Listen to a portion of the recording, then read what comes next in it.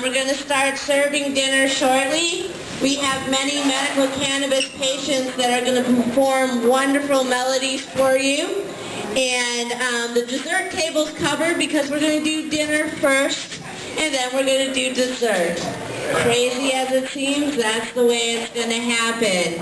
And I'd like everybody to know that tonight's also a pilot for a program that Access to Love has put on the table at the Medical Cannabis Task Force called the Community Chest. We want to be able to do this again next month. How many people out there want to do this again at the end of the next month? Alright, so how many people are going to show up at the Medical Cannabis Task Force and do public comment about how this should happen? Alright, that's good to hear. And for folks that don't know, you have in your city a Medical Cannabis Task Force, which took us several years, 4.5, almost 5 years to get legislated. And we have some of the members of the task force dining with us tonight. Representing low-income cultivating communities, we have Albert Blaze from BAM.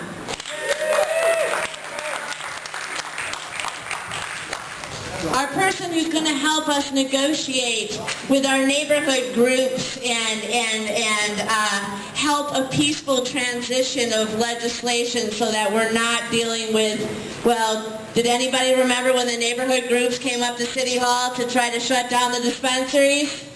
That wasn't too much fun. They were very well organized, but not with a lot of information about a compassionate community. So representing our neighborhoods and helping us deal with our neighborhoods is Reverend Maureen Burns.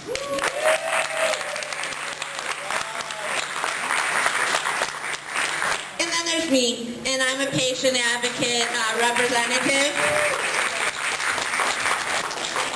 And you need to know who your representatives are, because if things aren't getting done the way you want them to get done, you need to speak with your representatives and let them know what you'd like to see done. Excuse me. This was put together by several different dispensaries and providers, but the first providers I want to thank are the Access to Love providers, who may not stand up and identify themselves, but let's give them a big round of applause. Because without them, the food, the medicine, the roof over our heads, etc. wouldn't be here. And then we want to give a very, very special thank you, and we're going to give an even bigger thank you when she gets here. But Kathy Smith from HopeNet really made this possible, so let's just send so much love to her. Yay! Martin Olive from the Vapor Room. Raymond and Charlie Pappas from Divinity Tree and Chemo. We had a lot of folks really pitch in for this. So Bernal Heights Dispensary. This takes a lot of energy to get this much food here, this much medicine, which will happen later for medical cannabis patients only. And starting us off with a beautiful saxophone was John Dyer. Let's give a big round of applause to John Dyer.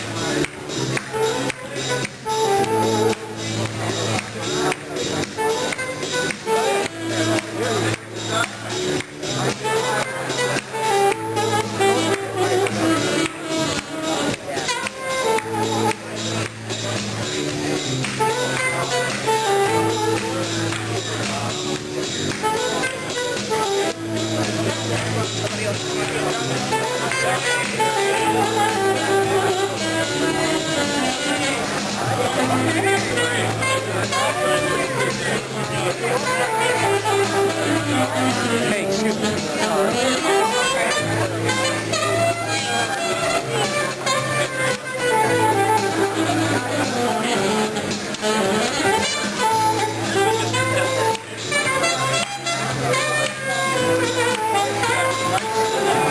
help that you provided me. The cannabis community, the medical cannabis community has been a part of this campaign from the very beginning, and I will never forget that. So I want to say thank you. Thank you.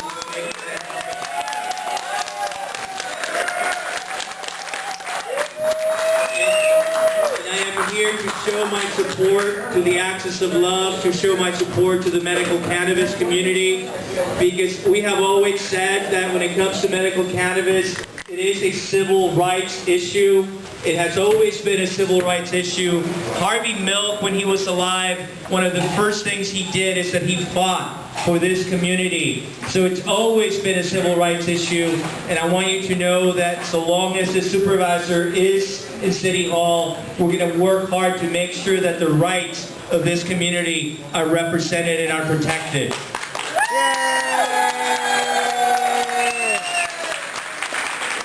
And then the last thing that I would say is that it's not just about cannabis, the cannabis community. We're part of a larger progressive movement that is trying to make sure that we have social justice for all people in San Francisco. San Francisco has always been a beacon of hope for people from all over the world, all over the country, who come here because this is a place that not only tolerates but actually embraces diversity. It's a place that recognizes the humanity of every person, the dignity that every person should be afforded. And that means that irrespective of whether you're gay or straight, man or woman, whatever your gender identity is, those rights will be protected here in San Francisco. And the cannabis community has to be a part of a coalition with other communities, the immigrant rights community, the LGBT rights community, the women's rights community. All of those communities are part of a larger movement to bring social justice, to make social justice a reality in San Francisco. I want to thank you for what you do and wish you a very happy holiday, happy Thanksgiving. We love you guys. Thank you. And you know that in San Francisco, you can call this place home. It is our home. Thank you very much. Yay, David!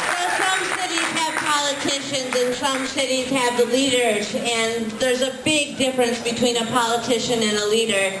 And I think the reason why Axis of Love stood behind David is because we knew that he wouldn't leave us the minute he got in office, right?